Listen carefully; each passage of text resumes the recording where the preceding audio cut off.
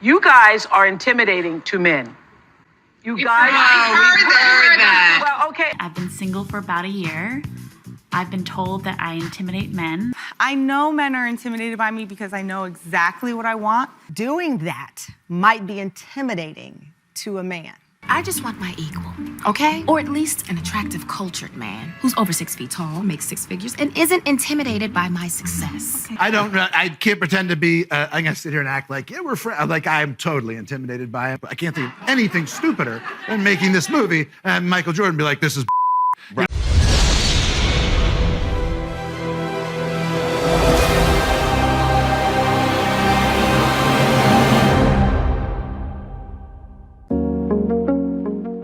How many of you have ever felt intimidated by someone or something? Maybe it was a boss, a teacher, a bully, or even a test. Intimidation is a common experience that we've all encountered at some point in our lives.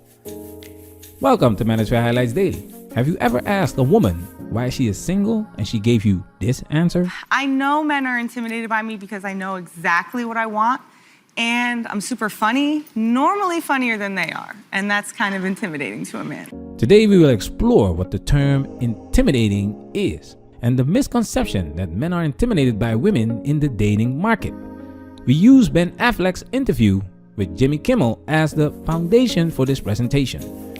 Because everything you need to know about what is intimidating to a man is in the part of the interview where he talks about Michael Jordan. I can't pretend to be, I'm gonna sit here and act like, yeah, we're friends. Like, I'm totally intimidated by him. We're gonna break this video down in chapters. We dive into some of the factors that can intimidate a man and apply these causes of intimidation to the dating dynamic, challenging women's claims that they are single because men are intimidated by them. Now, before we get into this, let's give you the definition of the verb intimidate. The verb intimidate refers to the act of making someone feel afraid, anxious, or uneasy, often in order to influence their behavior or decisions. Let's talk about it. Now it's time for us to get into this and do what we gotta do. Because we men, ain't we? We men, ain't we?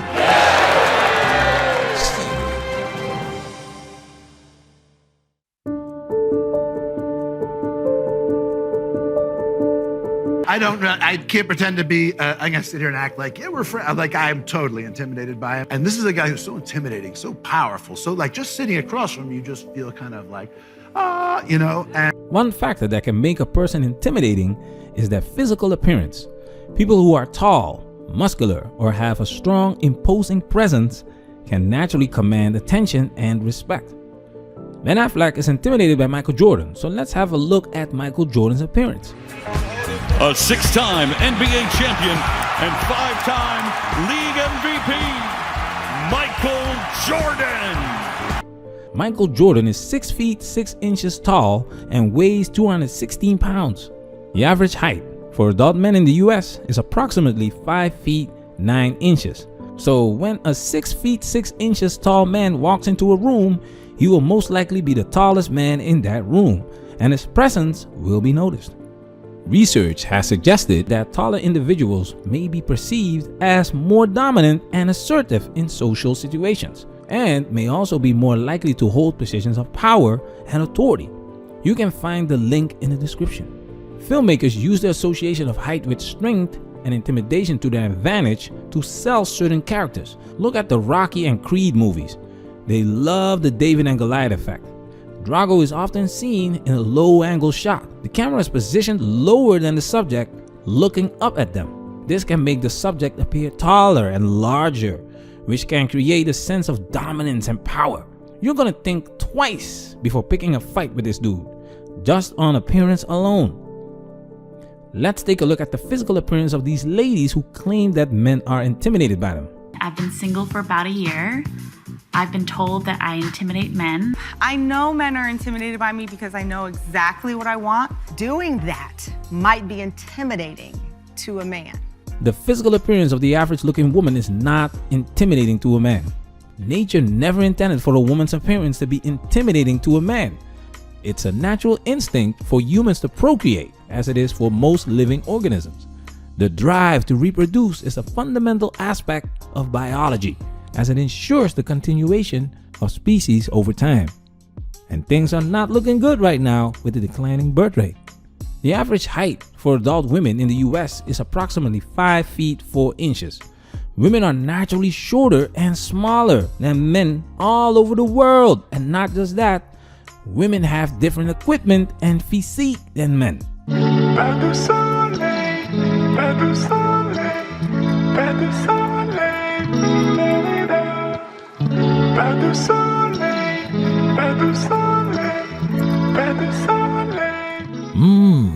Yum yum.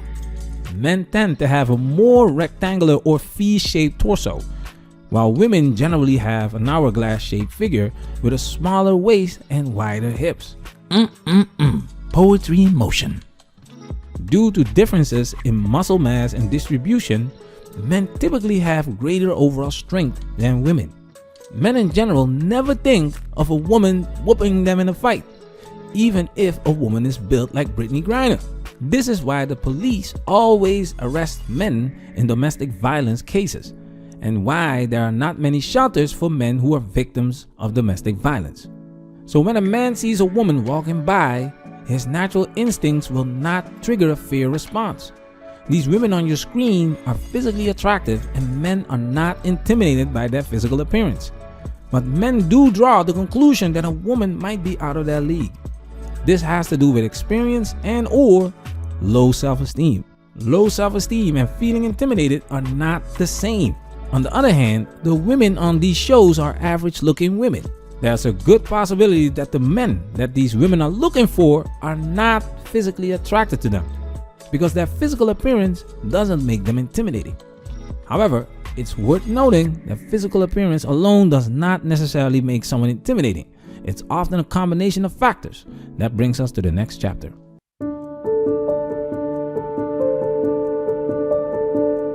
And this is a guy who's so intimidating, so powerful, so like just sitting across from you just feel kind of like, and he had this look of kind of reverence, and he talked about his mother, and what she meant, and how he was like, I didn't want to go to Oregon. I would sign away my rights for red Mercedes for life.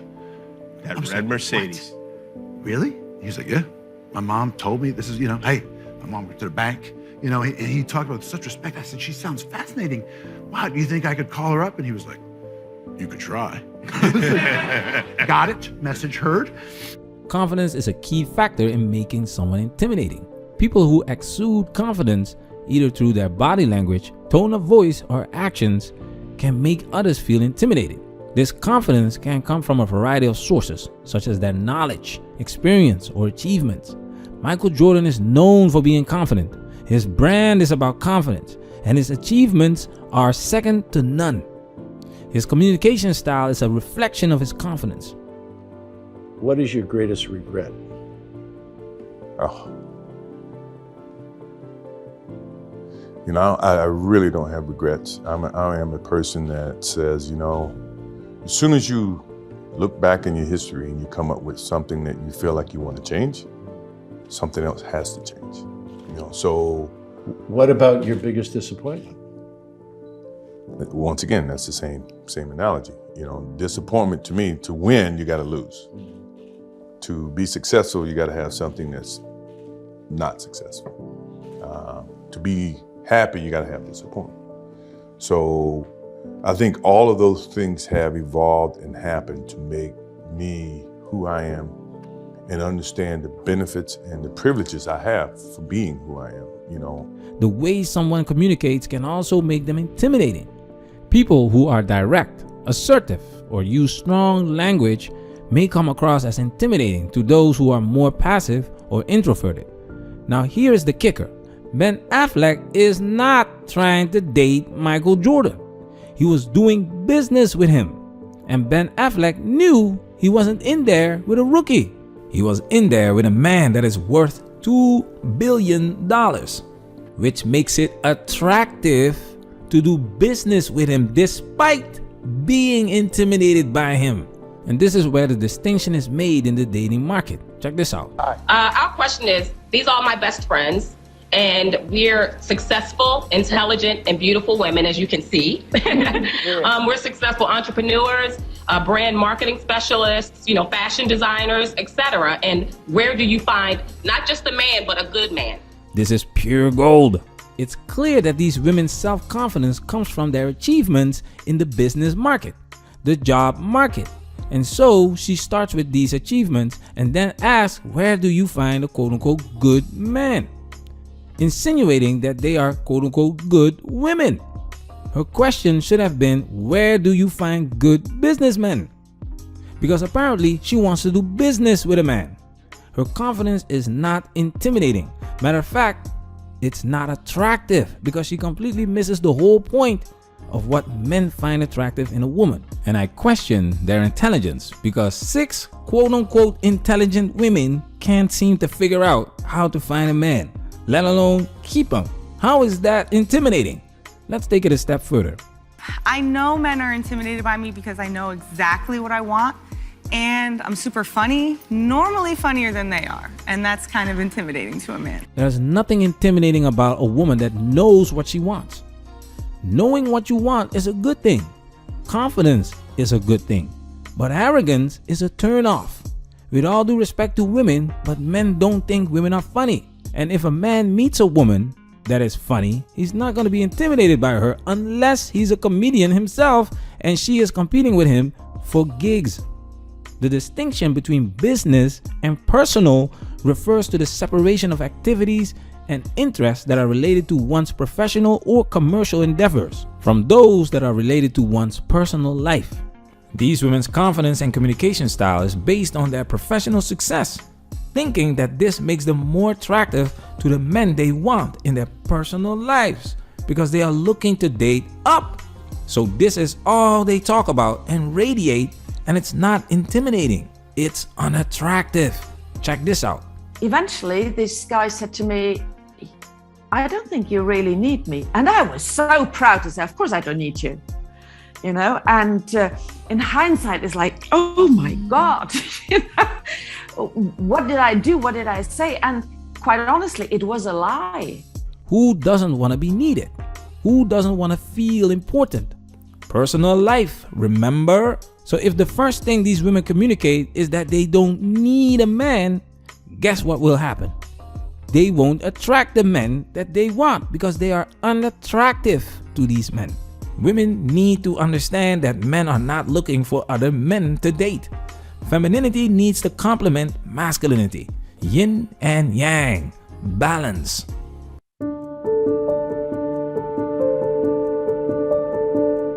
You, at his suggestion, had Viola Davis play his mom, Dolores Jordan. Suggestion, yeah. I had his insistence. I feel like Michael makes suggestions. I can't pretend to be, I'm gonna sit here and act like, yeah, we're friends. Like, I'm totally intimidated by him, and I don't know. I'm run into him a couple of times, and I was gonna do the movie, and I was like, listen, could I sit down with you just for an hour, because I'd like to talk to you about this thing. I got the script, and if you don't want me to do it, I just won't do it.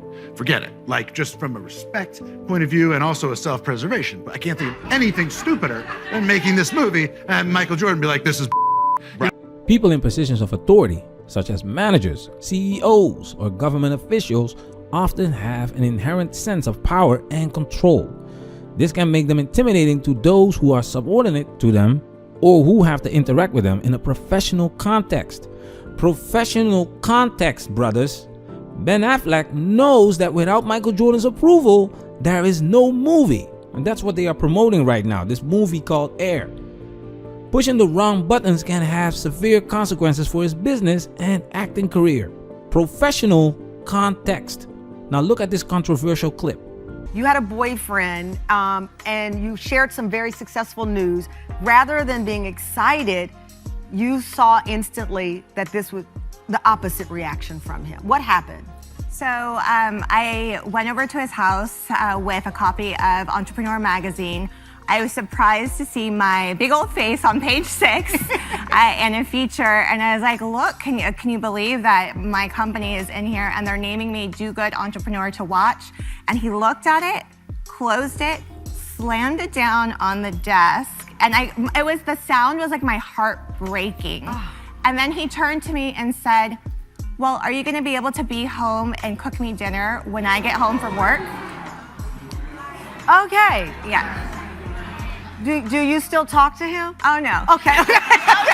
This is pure gold because it highlights a hard distinction between professional context and personal context.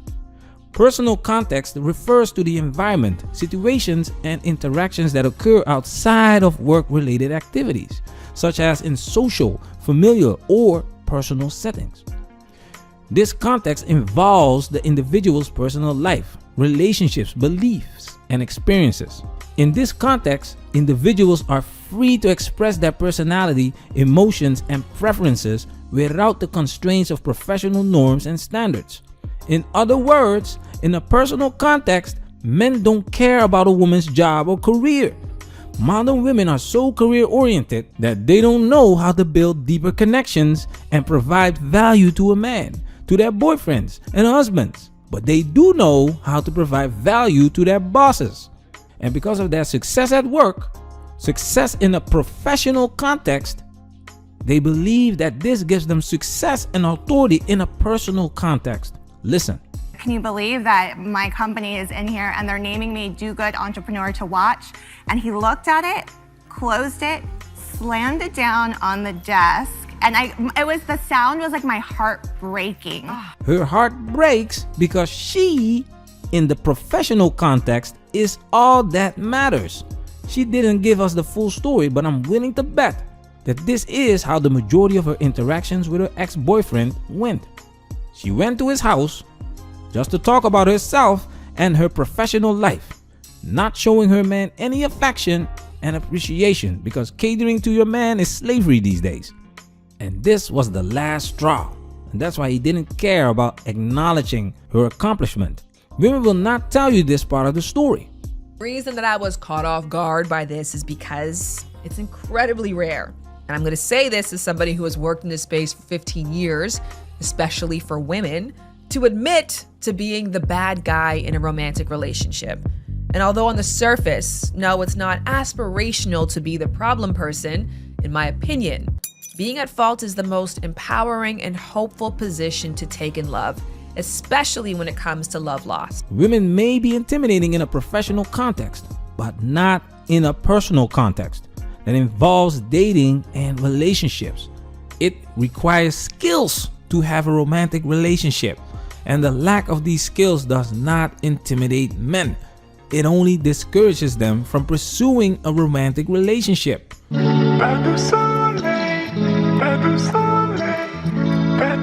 Women saying that men are intimidated by them is a coping mechanism. They are clearly projecting their insecurities on men because the truth hurts.